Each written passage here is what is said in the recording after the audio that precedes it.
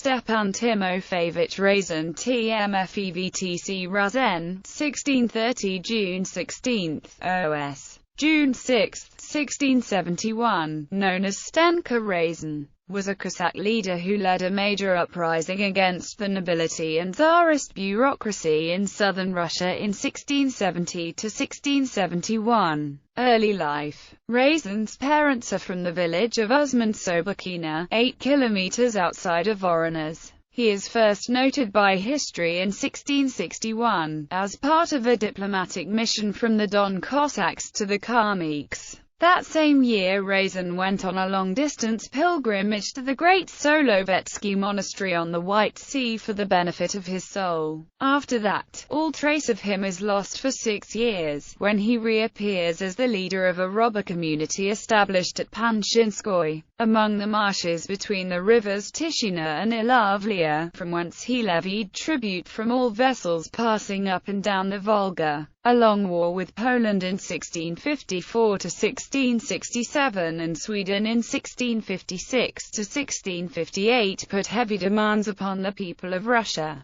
Taxes increased, as did conscription. Many peasants, hoping to escape these burdens, fled south and joined bands of Razin's marauding Cossacks. They were also joined by many others who were disaffected with the Russian government, including people of the lower classes, as well as representatives of non-Russian ethnic groups, such as Kalmyks, that were, at the time, being oppressed. Razin's first considerable exploit was to destroy the great naval convoy consisting of the treasury barges and the barges of the Patriarch and the wealthy merchants of Moscow. Razin then sailed down the Volga with a fleet of 35 vessels, capturing the more important forts on his way and devastating the country. At the beginning of 1668, he defeated the voivode Yakov Bezobrazov, sent against him from Astrakhan, and in the spring embarked on a predatory expedition into Dagestan and Persia, which lasted for 18 months. Background. Russia began the 17th century with the Time of Troubles, which lasted from 1598 to 1613. This time marked the end of the Rurik dynasty and the beginning of the Romanov dynasty. Michael Romanov and his son Alexis both strove to strengthen the power of the Tsar in order to stabilize the country after the turmoil of the Time of Troubles. As a result, the Zemsky Sobor and the Boyar Council, 2 other bodies of government in Russia, slowly lost influence. The Russian population went from 15 years of near anarchy to the reigns of 2 strong, centralizing autocrats. In addition, in Russia, a deep divide existed between the peasantry and the nobility. Recent changes in the treatment and legal standing of peasants, including the institutionalization of serfdom in the Law Code of 1649, also contributed to the unrest among the peasantry. The Don Cossacks,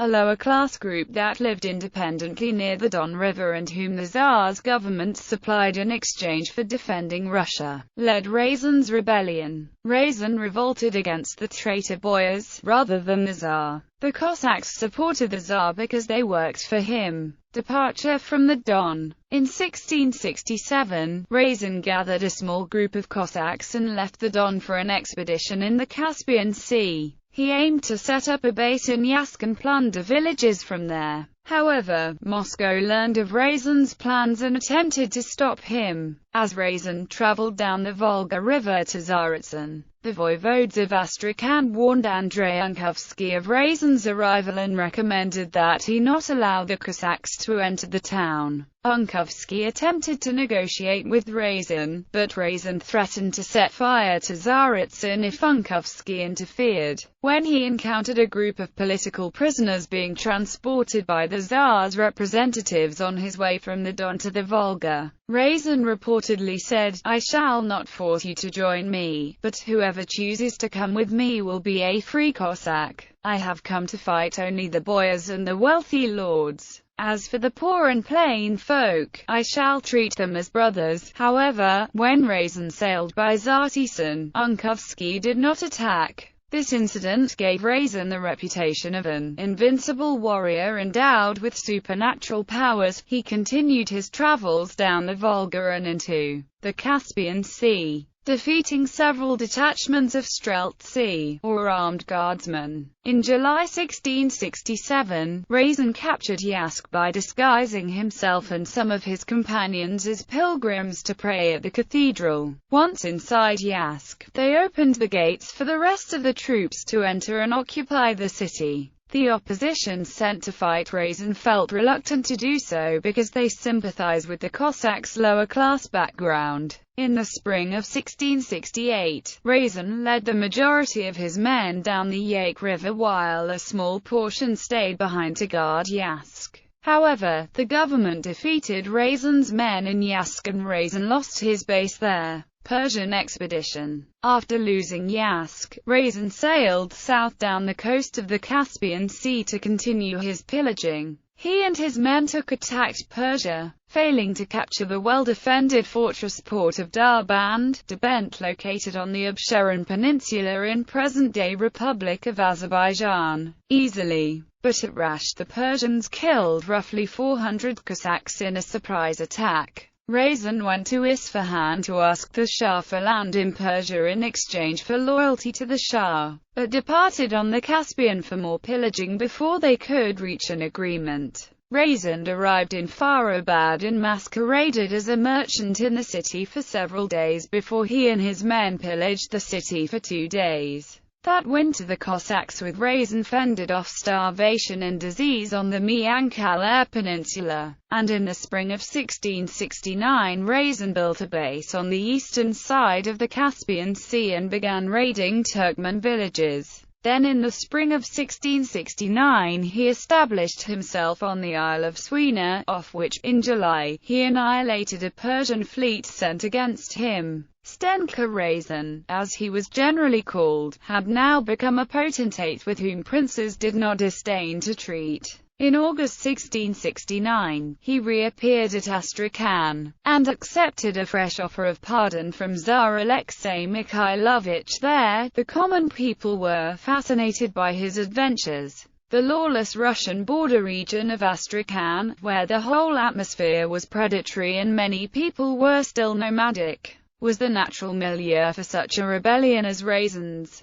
Open rebellion. In 1670 Razin, while ostensibly on his way to report himself at the Cossack headquarters on the Don, openly rebelled against the government, capturing Cherkassk and Tsaritsyn. After capturing Tsaritsyn, Razin sailed up the Volga with his army of almost 7,000 men. The men traveled toward Cherny Yar, a government stronghold between Tsaritsyn and Astrakhan. Razin and his men swiftly took Cherny Yar when the Cherny Yar Streltsy rose up against their officers and joined the Cossack cause in June 1670. On June 24 he reached the city of Astrakhan. Astrakhan, Moscow's wealthy window on the east, occupied a strategically important location at the mouth of the Volga River on the shore of the Caspian Sea. Razin plundered the city despite its location on a strongly fortified island and the stone walls and brass cannons that surrounded the central citadel. The local Streltsy's rebellion allowed Razin to gain access to the city. After massacring all who opposed him and giving the rich bazaars of the city over to pillage, he converted Astrakhan into a Cossack republic, dividing the population into thousands, hundreds and tens, with their proper officers, all of whom were appointed by a Vesh or General Assembly,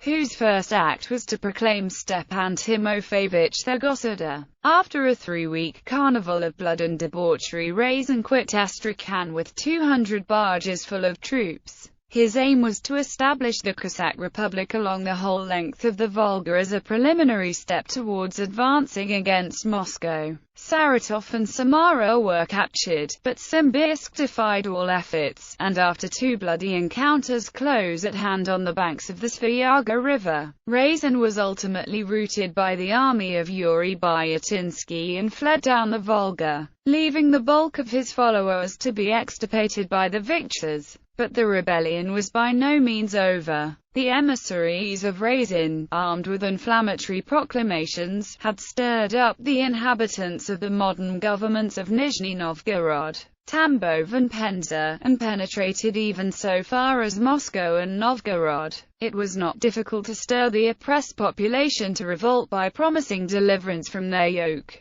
Razin proclaimed that his object was to root out the boyars and all officials, to level all ranks and dignities, and establish Cossackdom, with its corollary of absolute equality, throughout Muscovy. Even at the beginning of 1671, the issue of the struggle was doubtful. 8 battles had been fought before the insurrection showed signs of weakening, and it continued for 6 months after Razin had received his quietus. At Simbirsk his prestige had been shattered. Even his own settlements at Saratov and Samara refused to open the gates to him, and the Don Cossacks, hearing that the Patriarch of Moscow had anathematized Stenka, also declared against him. The Tsar sent troops to suppress the revolt. As Paul Avrich notes in Russian Rebels, 1600 to 1800, the brutality of the repressions by far exceeded the atrocities committed by the insurgents. The Tsar's troops mutilated the rebels' bodies and displayed them in public to serve as a warning to potential dissenters. In 1671 he and his brother Frol Razin were captured at Kagelnik fortress by a Cossack starshina. They were given over to Tsarist officials in Moscow, where Stepan was tortured, then quartered alive at Lobnoye Mesto. However, the rebellion did not end with Razin's death. The rebels in Astrakhan held out until November 26, 1671, when Prince Ivan Miloslavsky restored government control. Implications: Razin originally set out to loot villages, but as he became a symbol of peasant unrest, his movement turned political. Razin wanted to protect the independence of the Cossacks and to protest an increasingly centralized government. The Cossacks supported the Tsar and autocracy, but they wanted a Tsar that responded to the needs of the people, and not just those of the upper class. By destroying and pillaging villages, Razin intended to take power from the government officials and give more autonomy to the peasants. However, Razin's movement failed and the rebellion led to increased government control. The Cossacks lost some of their autonomy, and the Tsar bonded more closely with the upper class because both feared more rebellion. On the other hand, as Avrich asserts, Razin's revolt awakened, however dimly, the social consciousness of the poor, gave them a new sense of power, and made the upper class tremble for their lives and possessions. At the time of the Russian Civil War, the famous writer and white émigré Ivan Bunin compared Razin to Bolshevik leaders, writing, "Good God, what striking similarity there is between the time of Stenka and the pillaging that is going on today in the name of the Third International." In Russian culture and folklore, Razin is the subject of a symphonic poem by Alexander Glazunov, a cantata by Shostakovich, The Execution of Stepan Razin, a poem by Yevgeny Yevtushenko, and a novel, I Have Come to Give You Freedom, by Vasily Shukshin.